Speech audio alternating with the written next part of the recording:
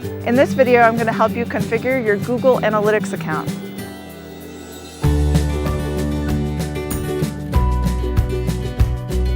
My name is Sarah Thornburg, and I'm here to help you demystify digital marketing, SEO, and online strategy. There are 5 main areas to configure within Google Analytics. They are property settings, property linking, view settings, goals, and filters.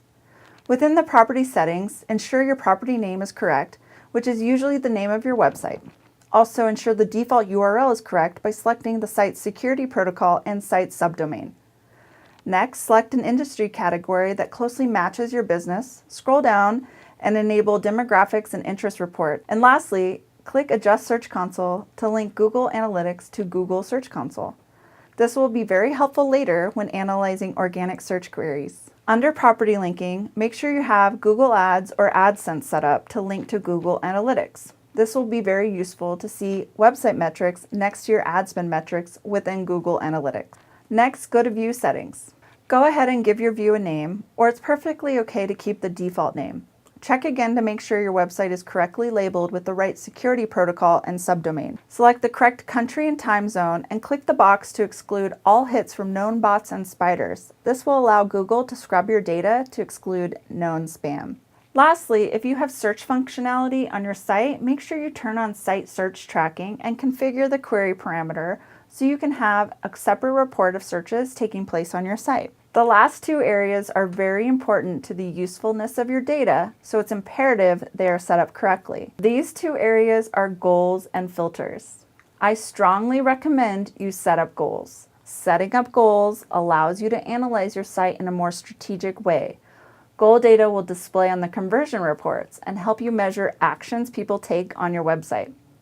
Examples of goals are booking a reservation, requesting an estimate, contacting you for more information, playing a video, and more.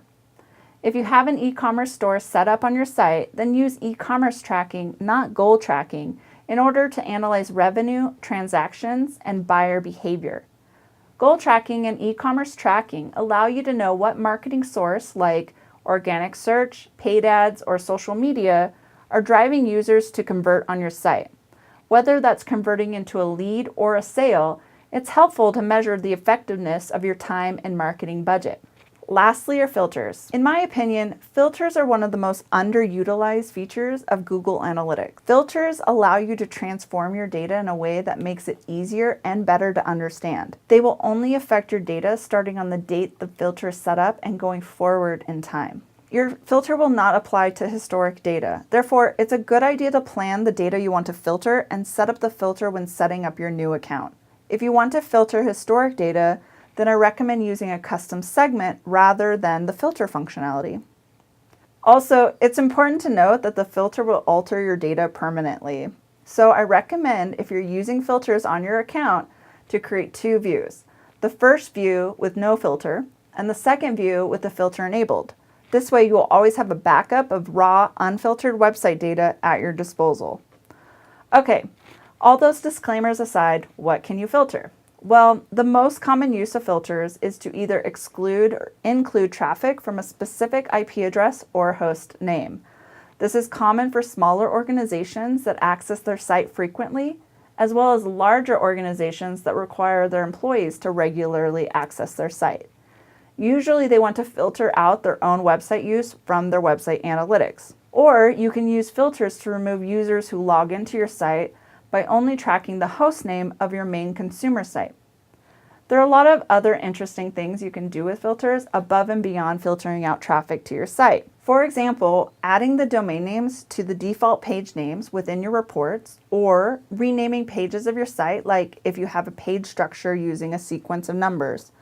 You can use a filter to define each page name, and instead of seeing the numbers, you will see the names within your reports.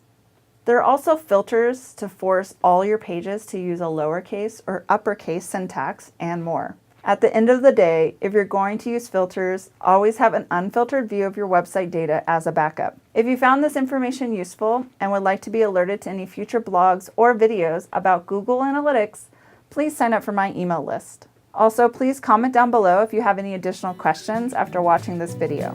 My goal is to create more valuable information to help you demystify digital marketing, SEO, and online strategy.